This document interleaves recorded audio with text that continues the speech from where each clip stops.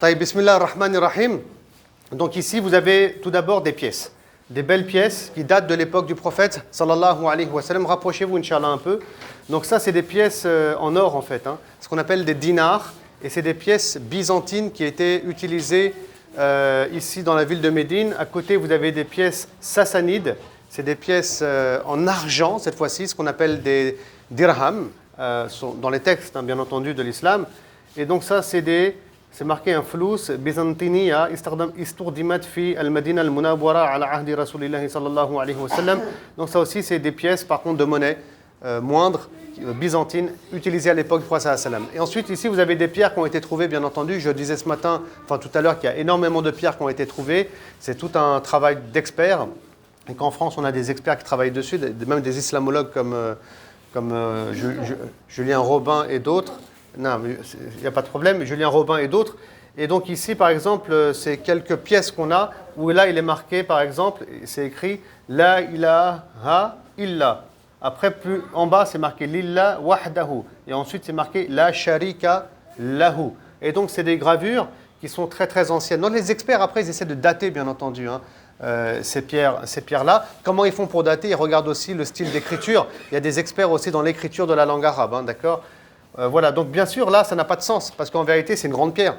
C'était quelque chose d'énorme. Ça, c'est juste un morceau qui a été retrouvé et on a une description. Comme ici, par exemple, à côté, c'est marqué Allahumma salli ala Muhammadin, li nabi abdika wa rasulika, wassalamu alayhi wa rahmatullahi. Voilà ce qui a été.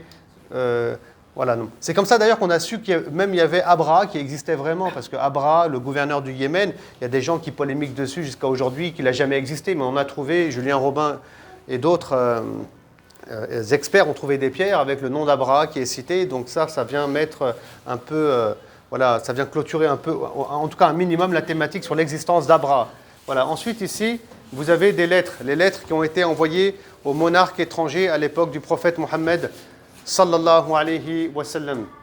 Vous voyez, donc celle-là, elle a été envoyée à Héraclus, celle-là, elle a été envoyée au roi de Bahreïn, qui s'appelle Al-Munzir ibn Sawi, et celle d'en bas, Al-Muqawqis en Égypte. Ces lettres, elles ont été retrouvées plus ou moins, bien entendu.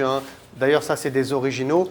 Il y a le docteur Hamidullah en France qui a beaucoup travaillé sur ces lettres. Il a écrit un livre sur les manuscrits du prophète, les lettres manuscrites du prophète sallallahu alayhi wa sallam. Et le docteur Hamidullah en parle beaucoup dans son ouvrage qui s'intitule Mohammed, sa vie et son œuvre. Et je vous invite à lire. Alors lui, il a fait un travail énorme. C'est un expert de la sirah du prophète sallallahu alayhi wa sallam et il fait partie de nos savants qui étaient en France. Et c'est un nom qu'il ne faut jamais oublier. On honore sa personne, Inch'Allah, qu'Allah le prenne dans sa grande miséricorde. Car le docteur Hamidullah, et ça je tiens à le dire à chaque fois, c'est important, il est le premier musulman à avoir traduit le Coran en langue française. Donc on lui doit énormément, on lui doit beaucoup, qu'Allah le prenne dans sa miséricorde. Et d'ailleurs, lui, il a beaucoup voyagé en Turquie, en Syrie, énormément pour retrouver ses lettres.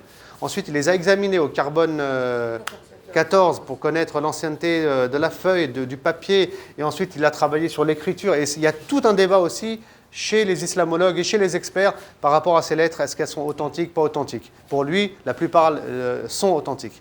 C'est ça le travail sérieux et académique sur le terrain pour répondre de manière sérieuse quand il y a des critiques qui sont lancées sur notre religion. Et puis regardez aussi à l'époque, il n'y a pas de ponctuation, donc c'est très basique comme écriture. Et encore là, l'écriture, elle est plus ou moins déjà un peu développée.